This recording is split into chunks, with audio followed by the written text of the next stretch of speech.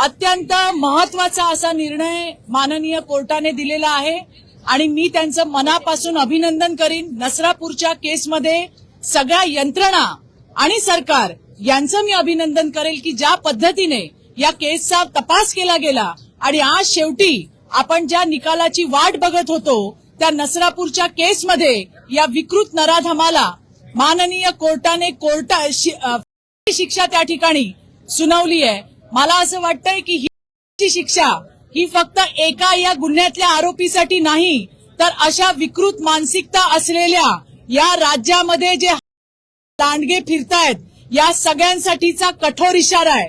राज्यातल्या मुलींकडे मुलीबाळींकडे जर वाकड्या नजरेने बघाल तर तुम्हाला अशाच पद्धतीने तुमच्या नांग्यात ठेचून काढू असा एक स्ट्रॉंग मेसेज हा माननीय न्यायालयाने त्या ठिकाणी दिलेला आहे। त्याचं मी मनापासून अभिनंदन करते। याच बरोबरीने अजूनही डोंगराळेची आपली चिमुकली असेल, वडगाव पानची आपली अहिल्यानगरची मुलगी असेल, या सुद्धा न्यायाच्या प्रतीक्षेत आहेत।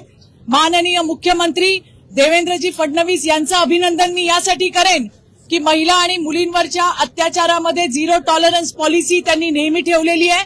मला या ठिकाणी प्रकर्षाने सांगायचंय की आपल्याला कल्पना असेलच की आज राज्यामध्ये 250हून जास्त फॉरेन्सिक व्हॅन या त्या ठिकाणी प्रत्येक जिल्ह्यामध्ये फिरतायत आणि त्यामुळे आज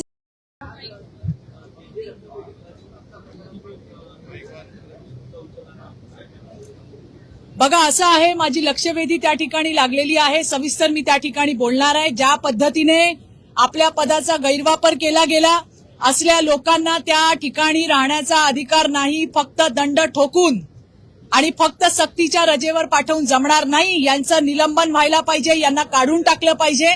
बऱ्याच लोकांच्या त्या ठिकाणी तक्रार आलेल्या आहे। सरकारी रक्त कशा पद्धतीने खाजगी रक्तपेढ्यांना विकत आणलंय, म्हणजे रक्त विकण्याचं पाप या नराधमांनी केलंय, त्याला त्याची शिक्षा मिळायला पाहिजे। आणि आज त्या माध्यमातून मी आज लक्षवेधीच्या माध्यमातून सरकारचं या विषयाकडे लक्ष वेधणार आहे। थँक्यू।